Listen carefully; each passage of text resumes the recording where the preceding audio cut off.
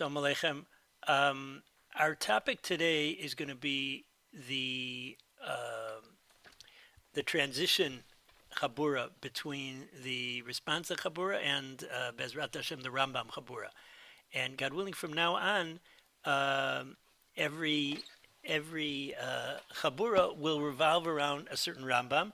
This first one is both a Responsa Chabura because it has its roots in the Responsa of the Gaonim, and a Rambam Chabura because it deals with a Rambam and a Ravid and their difference of opinion, and also a contradiction between two sources in the Rambam. In general, I'll send out an email about this. What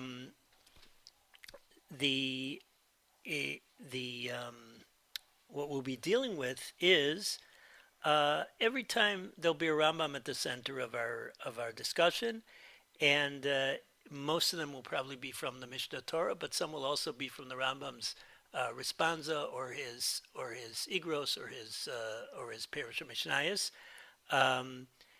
The kinds of things we'll deal with are Machlokas Rambam and other Rishonim, especially the Ravid. Number two, the sources of the Rambam, how you go from the Gemara to the Rambam. Number three, the Rambam and in practical halacha. And then there's a lot of very interesting biographical things about the Rambam. The Rambam, as opposed to many, tells us a lot and gives us a lot of an idea about his life. So want to just a couple things I threw out. I just sat and wrote a list of about 10 things, and one of them was, for instance, the Rambam's relationship, his special relationship with Yemenite Jewry, his special relationship with the Chachmei Lunil, those Rabbanim in Provence, who were very connected with his the Rambam and Rabbi Ovadia the Ger, the Rambam and his Talmud, Rabbi Yosef ibn Aknin. So I think there's a tremendous amount of interesting material, and Bezrat Hashem. Without further ado, our topic tonight is Mayim Acharonim, and whether you make a bracha over Mayim Acharonim. Now, of course, we all know that we don't make a bracha over Mayim Acharonim, but that was not so simple at all. The Gemara, first, what I'd first like to do is give some of the background of Mayim Acharonim in the Gemara. Number two, a survey of the sources and who says that you make a bracha and who says you don't. What that means for what might be behind that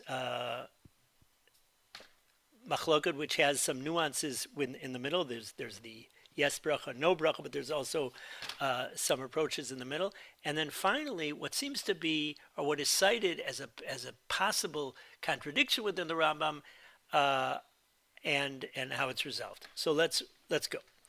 The Mishnah tells us in Eruvin that in a military camp, there were a number of things that they were lenient on, and one of them, again, these are rabbinic laws, and one of them is they were lenient on netilas yadayim. They permitted eating without netilas yadayim.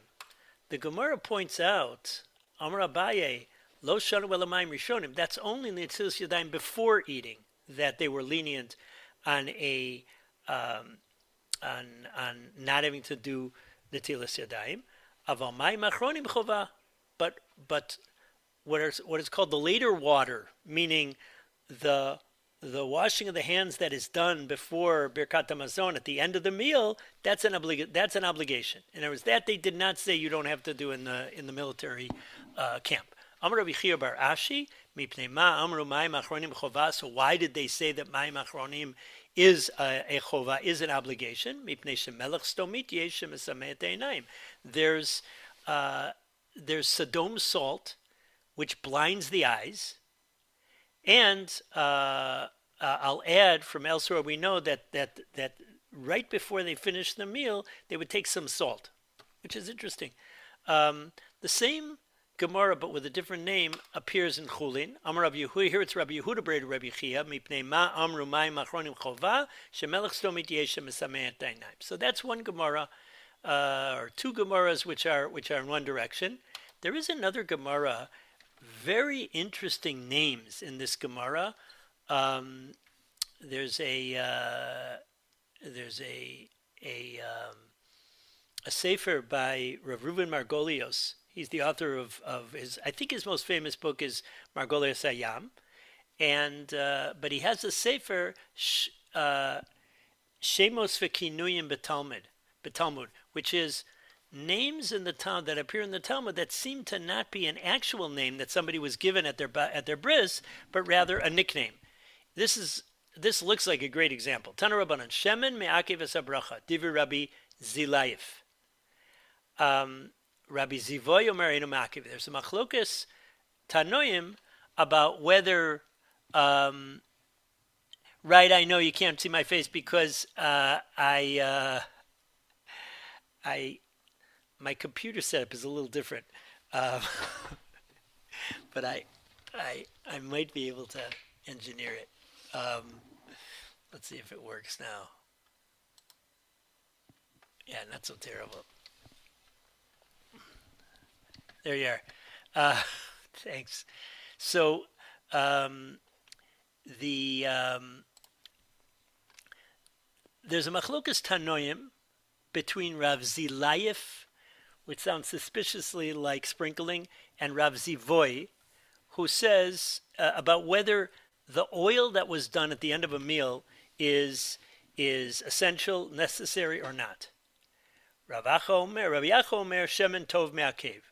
Good oil is Me'akev. It is necessary before doing Birkat Hamazon. Rabbi Zohamai. Now, Zohama is filth or dirt. And it's very hard to imagine that there was somebody who had a given name of Zuhamai. Kishem shemizuham pasul avodah, just like somebody who's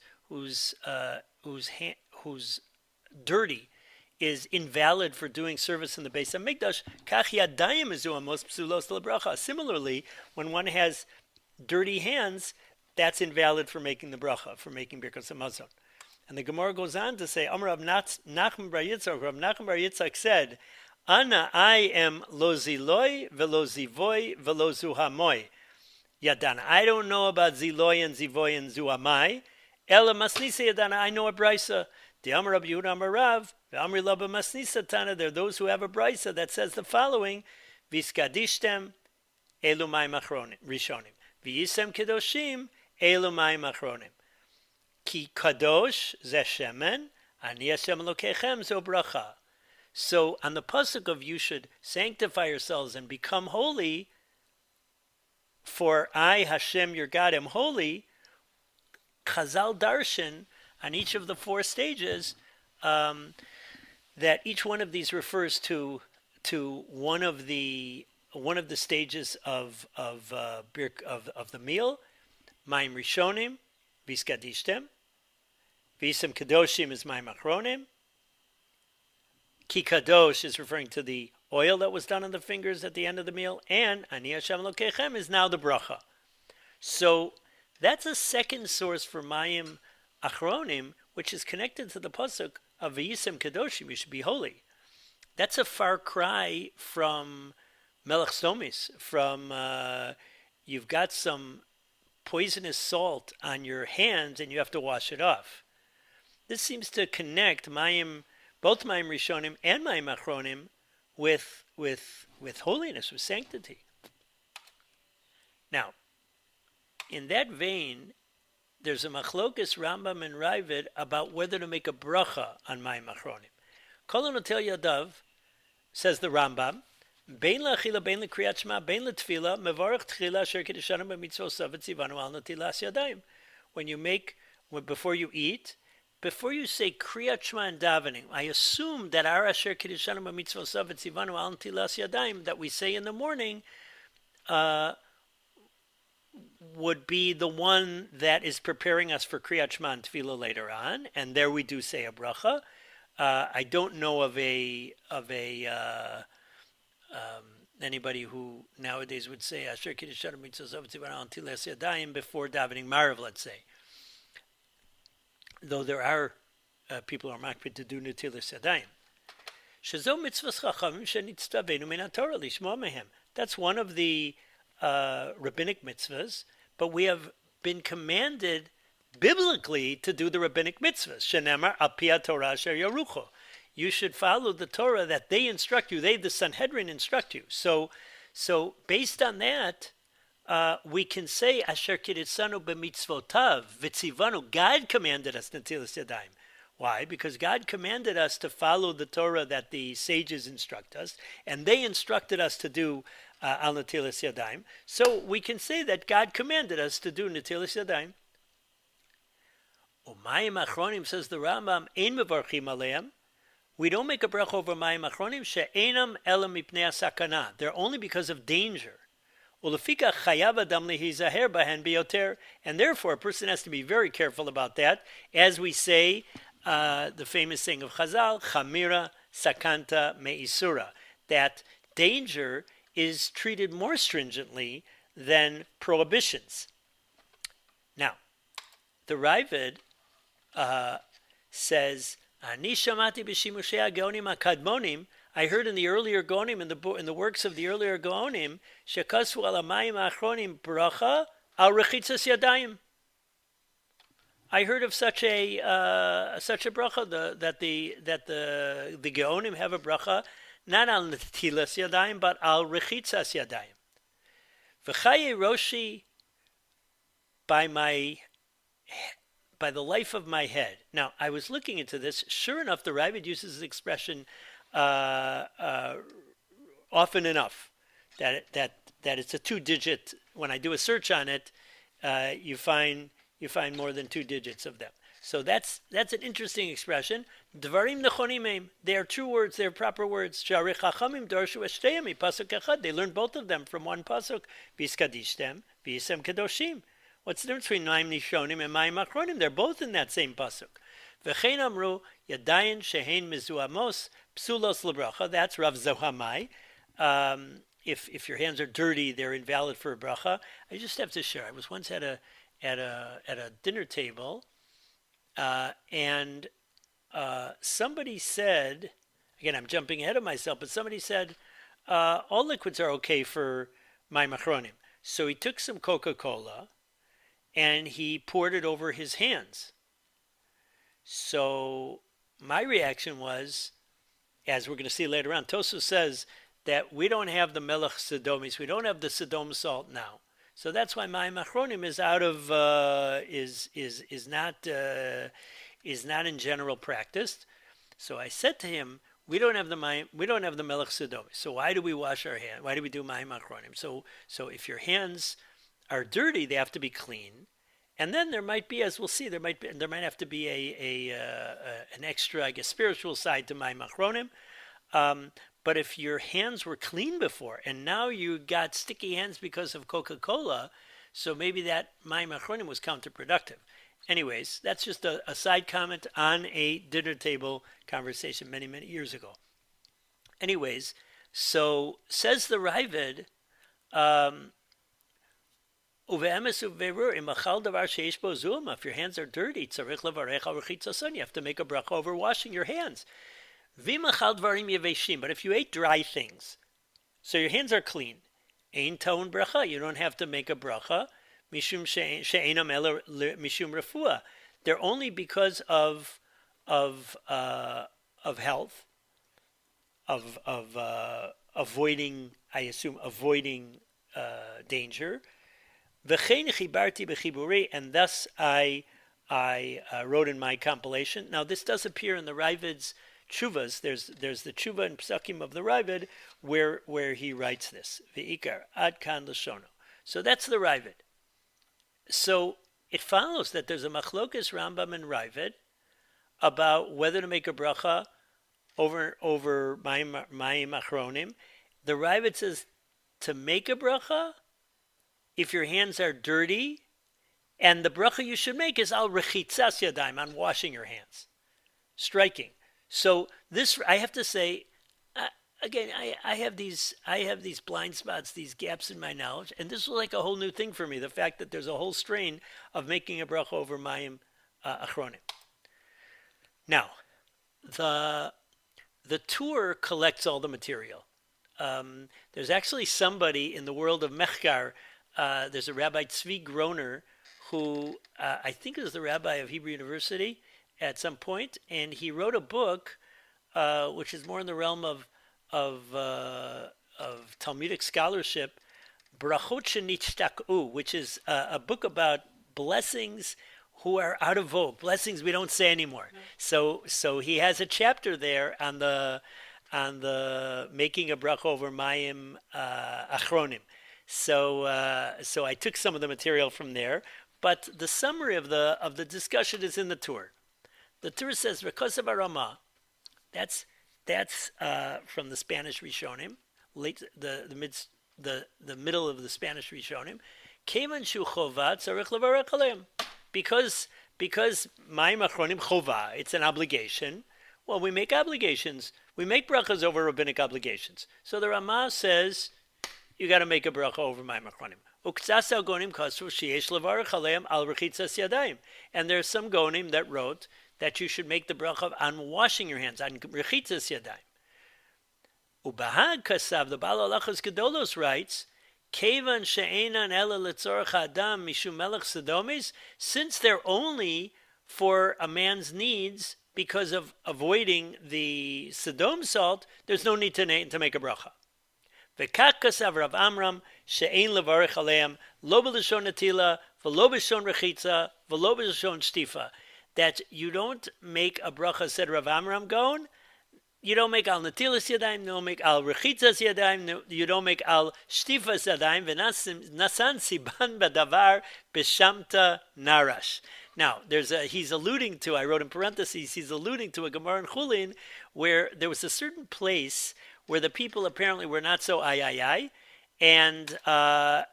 the I'm trying to remember, it's Rav Papa or Rava, who said, Shamta b'shamta Narash, that the people of Narash should be put in Cherem, and there was all sorts of terrible things. You know, when somebody from Narash, one of the things they say there, when somebody from Narash gives you a kiss, check that you have all your teeth still. So here, Narash is being used as an acronym of Netila, Rechitza, and Shtifa. So that's what Narash means here.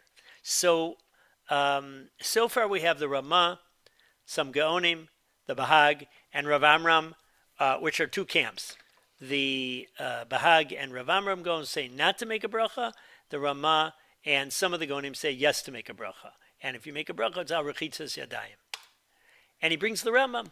The Ravid's I guess compromise is that if your hands are dirty, you should say al rechitzas yadayim. But if you ate dry bread, so then you don't make a bracha. Below od elem yutza yitol achar birkas hamazon v'dayan. If you want, you can wash your hands after birkas hamazon, and that's enough. Interesting.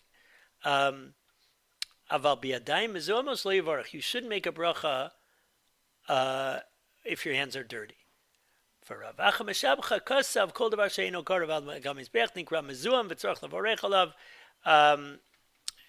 You define it by what would be so such that you wouldn't offer it on the mizbech. Fine, that's not for us.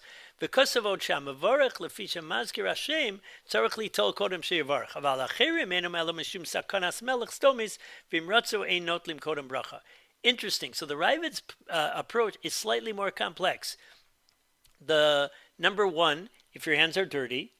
Number two, the bracha is al rechitzas yadayim. But number three, the person who is making that bracha is the person who is doing the zimun, because he's saying the divine name. He's the person that should do the natila, as opposed to everybody else. You already see uh, in the Ravid, right over here, I think pretty clear that there are two tracks of Netilas Yadayim of Mayim Acharonim. We already saw that in the Gemara because there were two different sources. One that emphasized the Melech Sodomis, the Sodom salt, and the other Gemara about Vizkadistem V'yistem Kedoshim. And it seems like uh, Mayim Acharonim have two, maybe three levels. There's a level of avoiding danger.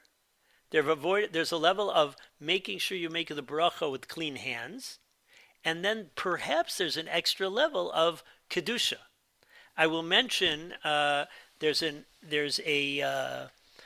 article by the chief rabbi of Tel Aviv, the chief Sephardi rabbi of Tel Aviv, Rabbi Chaim David Halevi, who has some very clear books. They're all, it's a series called, just a minute, something Chaim, Chaim.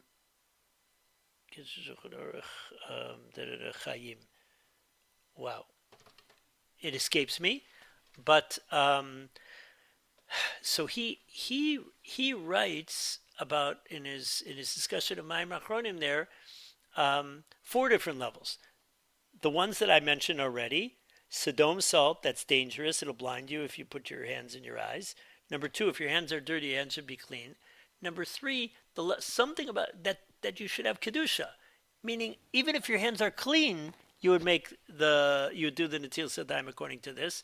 But finally, there's a fourth approach, which is Al Pi Kabbalah, that Mayim Acharonim is akin to the Seir LaAzazel. Now, the Seir LaAzazel is the goat that is on Yom Kippur when we take the two plates, one that says La Hashem and one that says La Azazel, and we put them on the two identical goats. So the one that's La Azazel is taken out to the wilderness. And the understanding is that that's like, so to speak, sending away our chatoim. Now, what is Mayim Acharonim? What would Mayim Acharonim have to do with that? So the idea being that you're like giving, so to speak, a gift to the forces of evil, which itself is a little strange. But if you will, perhaps a more sort of a this worldly kind of explanation of that, when we're involved in putting on tefillin, we're in core avodas Hashem. When you're saying Kriyat Shema, when you're davening, when you're shaking your lulav and esrog, you're involved in a core avodas Hashem issue. But when you're involved in averas, somebody is eating non-kosher food or murdering somebody, God forbid, all these things, so he's involved in prohibited actions, which are clearly like Yetzer Hara and Satan and you name it. But what about areas where you're involved with the world of things that are mutter, but should be directed towards Kedusha? So there you're in a precarious position, and you're doing something that is flirting with the world of hedonism, pleasure seeking, etc. And it can go both ways. It can be I am feeding myself to be healthy to serve Hashem. I'm feeding myself. I'm eating, appreciating God's abundance, appreciating the good taste that He's given me as a gift, and my whole eating experience could be a very elevated experience of connection with Hashem, who I am fully thankful for as I'm eating and as He's providing for me. And certainly, of course, if you're one of those people who is involved in elevating the sparks of holiness in the food, whatever that happens to mean, but eating is a is a very touchy kind of area. So you're flirting with the world of evil. So perhaps that's the Mayim Acharonim, that as we finish the meal, we sort of listen, give a bone to the dog, so to speak. So that's a fourth approach for Mayim Acharonim. Now, the Rambam in the Yad HaChazaka just gives the Melech Stomes issue. He does not give some other kind of issue. And so, whereas the Ravid has a second tier or a second level or a second aspect of Mayim Acharonim. But this is not the Rambam and Ravid who began this discussion. This is a discussion that goes all the way back to the Geonim. Tosfos wrote that nowadays we don't we're not practicing Mayim Acharonim because the Sodom salt is not something that's common by us, and even the person who's making the bracha, we don't do the whole thing there of doing the shemen arev, doing that fragrant oil, and we don't do the natila. Therefore, we wouldn't consider our hands. And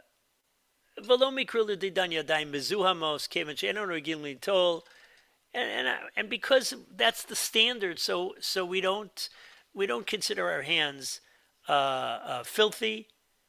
But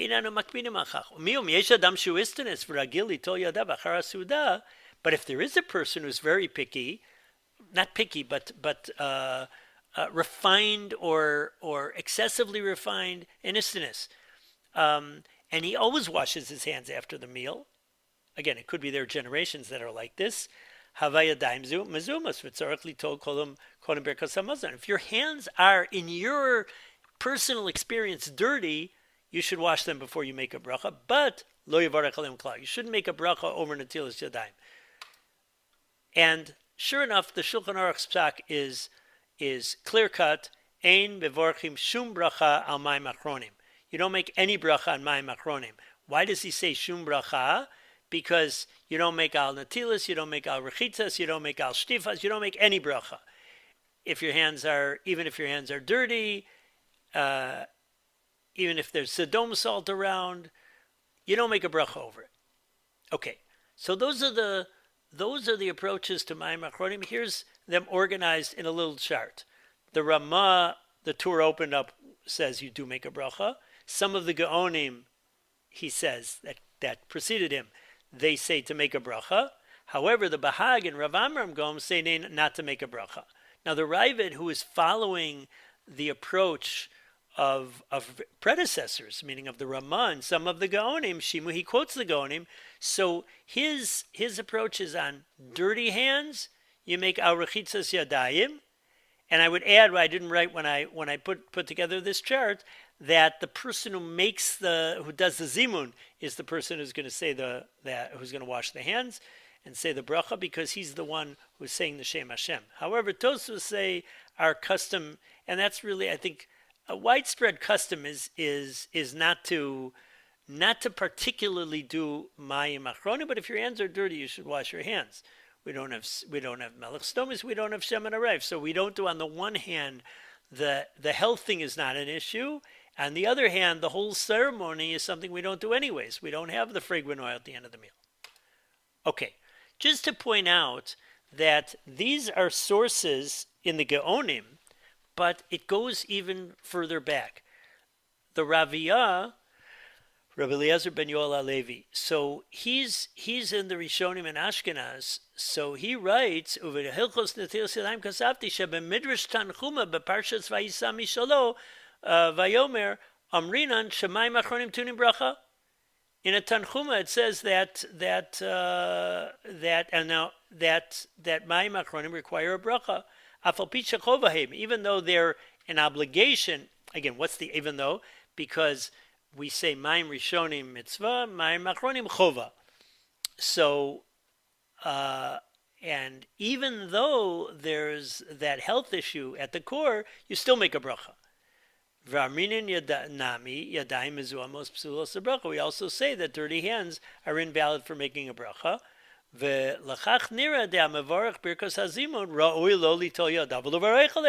person who is doing the zimun, so he's the person that should wash his hands and make a bracha over them. And furthermore, there's a pasuk that they connect this to. Now, the Rabbi says this elsewhere. Midrash Rabbi Tanchum Parshas Vayisa Mishalo Isa Behedya to Mayim Acharonim Nami Chayav Levarech Aleim Mikal V'Chomer Mayim Rishonim Diboy Achil Diboy Lo Achil Mayim Rishonim. You don't have to choose to eat, so there's no obligation to eat. If you do eat, you still make a bracha of Alotil Yadayim. But Mayim Acharonim Lo calls again. Mayim Acharonim after you already ate. So now you definitely have to do the Mayim Acharonim. The Mayim Rishonim, you didn't necessarily have to eat. You could have gone the whole day without eating bread. So now I tried to find some girsa, some version of the Medrash Tanchuma that has a bracha for Netilas Yadayim. I did not find it. I did find a very a midrashic record of a story that appears, I think, in our Gemara, that Mayim, it says Mayim Rishonim Hechilo Besar Chazir Mayim Achronim Hargwes Nefesh, that the Mayim Rishonim, not doing Mayim Rishonim caused somebody to eat pork, and not doing Mayim Achronim caused somebody else to kill his wife. What's the story? So during the time when the Romans had all sorts of decrees, maybe it was the Greeks, they had decrees. So there was a Jew who was like sort of an underground Jew, and he was selling meat. It was a restaurant. And somebody came to him, and he paid, and he came to pay. He says, how much it'll cost? He says, 10. He said, wait a second, yesterday it was 8. Why is it 10 today? He says, you ate pork today. So the guy goes to him and whispers, he says, you feed a Jew pork? He says, how did I know you were a Jew? You didn't do my Netilas Yadayim. You ate bread without Netilas Yadayim. I assumed you were a Gentile, and therefore I gave you pork. I give the Gentiles pork, and the Jews, when I see somebody doing Netilas Yadayim, I know that he's a Jew. Again, because apparently the Jews were like kind of underground at that time. So that's not doing Mayim Rishonim caused the person to end up eating pork. What is not doing Mayim Achronim caused a person to kill his wife?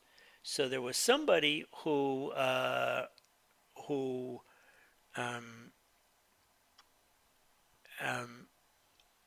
again, there's a longer story in the Gemara that Rav Meir and Rav Yehuda and Rav Yossi, Rav Meir and Rav Yossi, Rav Yehuda, they were traveling, and Rav Meir had a thing that if somebody had a very suspicious sounding, evil sounding name, so he was very careful about that. The other rabbis weren't so careful about that. So this particular person had a name which was suspicious. His name was Kidor, but Rav Meir connecting that with the pasuk Kidor Tapuchot Hema, that you were a generation which mixes everything around and you do everything backwards. So he assumed that this person is not honest. Anyways, before Shabbos, they were staying at this person for Shabbos, so they deposited their wallets with him that he would watch them. And Rav Meir had a dream that the Rav Meir, buried his wallet by the grave of Kedor's father. Sorry, I'm reconstructing this from memory because I didn't check this up recently. And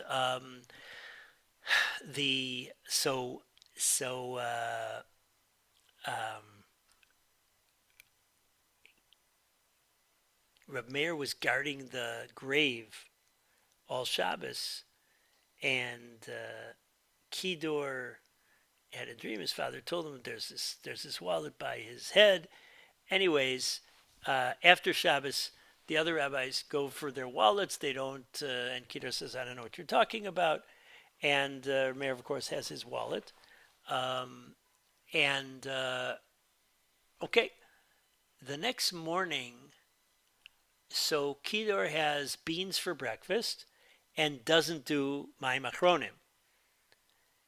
And hence, his mustache tells the story of his breakfast. So the rabbis saw Kedar in the marketplace, and they saw that he had beans on his mustache, and they go into Kedar's house and they tell his wife that your husband told us that to give wallets, to give us our wallets, and the sign he gave us to tell you is that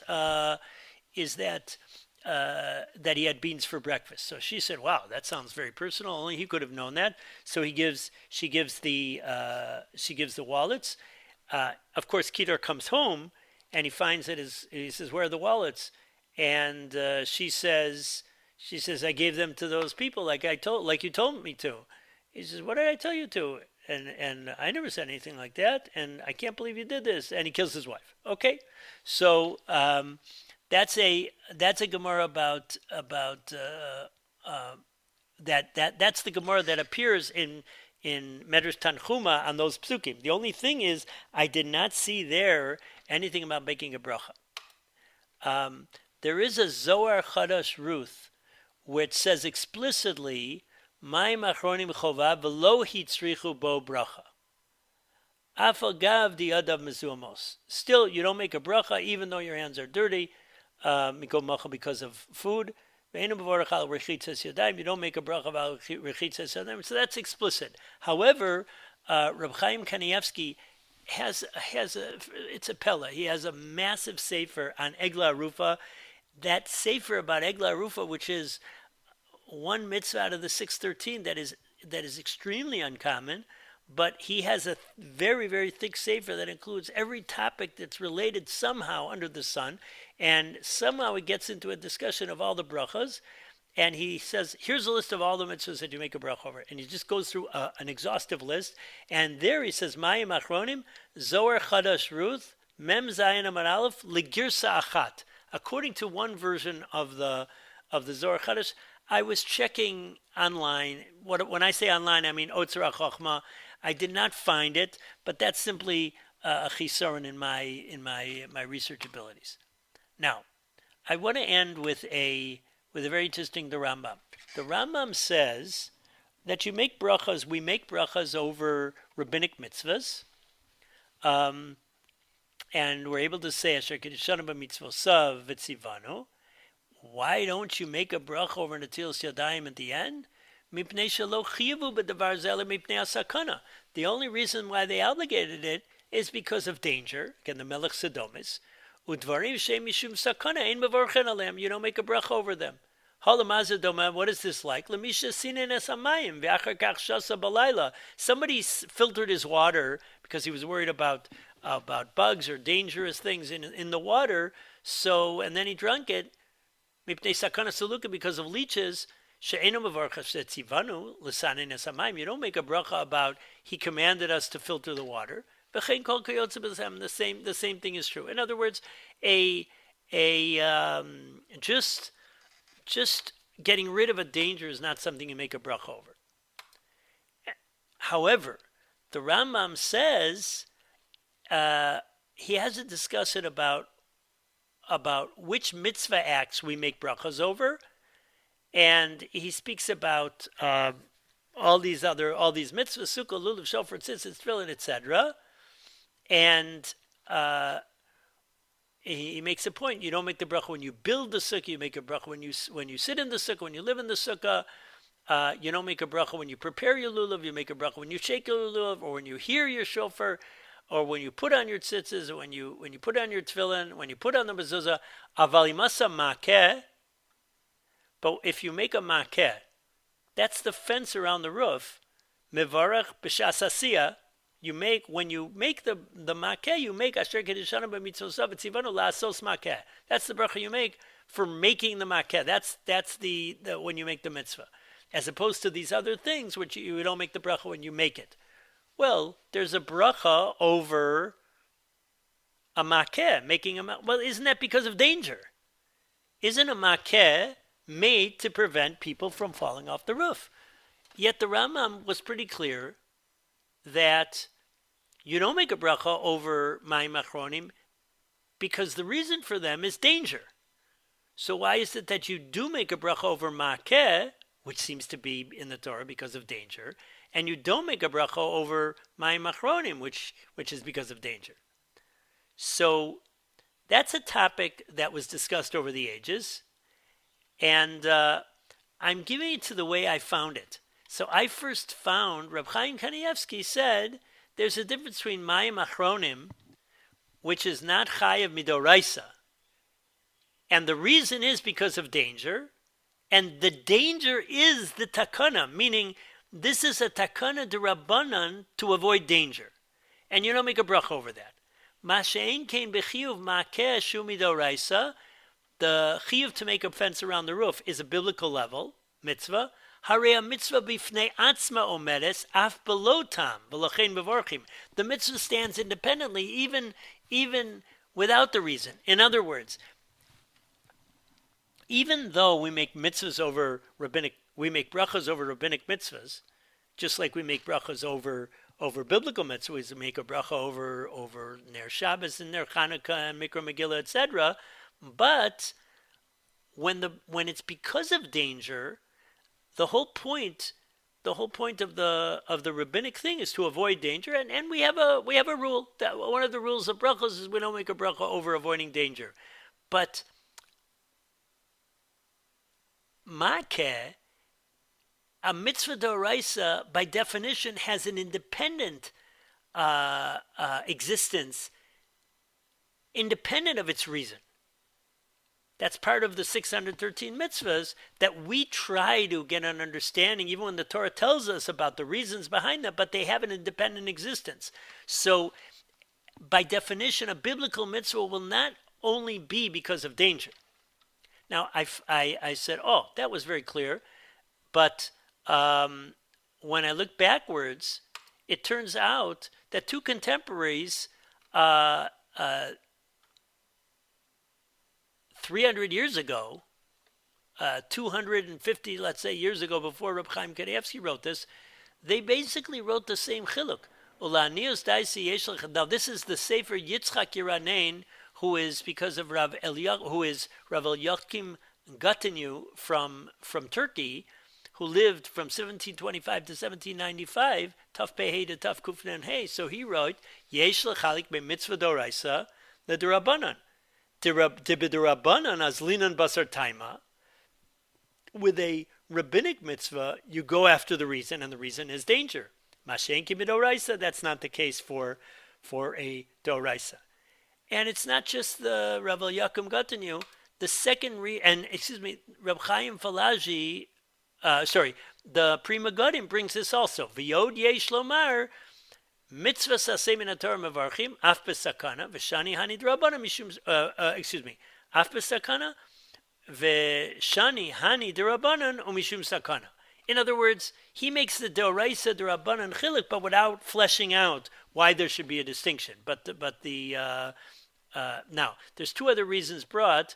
Reb Chaim Falaji also says, Mayim Acharonim is, you've got the dangerous thing, the Sodom salt on your hand, and you remove it. But the makeh is a fence to, in the future, avoid danger. It's not that there's somebody falling off the roof now and you pull him in, but rather you're creating a setup whereby people won't fall off the roof. Well, that's not mipnei sakana. That's a mitzvah to prevent future sakana. That's Rav Chaim Falaji, and the Pri Megadim has another reason. It is mishum sakana, but eino bevirur shema yareh sheipol hanofel v'hava mitzvah saseh u'mishum hachim v'orchin alav. There's a positive mitzvah, lest in the future it might come up that somebody will fall. When it comes to Mayim Acharonim, so there it's a very common and very clear and clear-cut danger. So there's a big machlokas amongst the Geonim between the Rambam and the Ravid about whether to make a bracha at all on Mayim Acharonim, and our common practice is not to make a bracha on Mayim Acharonim, and that's pretty universal nowadays. I think it's totally universal nowadays. There's three camps. There's yes, make a bracha, don't make a bracha, and make a bracha if your hands are dirty and maybe just the person is doing the zimun, and if his hands are and he makes al rechitzas yadayim. What this machlokas seems to highlight is Mayim Acharonim a monochromatic mitzvah. It's just to avoid danger. That's the Rambam's approach. Or are there two different aspects of Mayim Acharonim? Some don't always apply. There's the Melech Stomis aspect on the one hand. On the other hand, there's the Viskadishtem Visem Kedoshim aspect, which involves you should have high standards of holiness. Here, holiness, cleanliness is next to godliness, perhaps, that if your hands are dirty, you should clean them.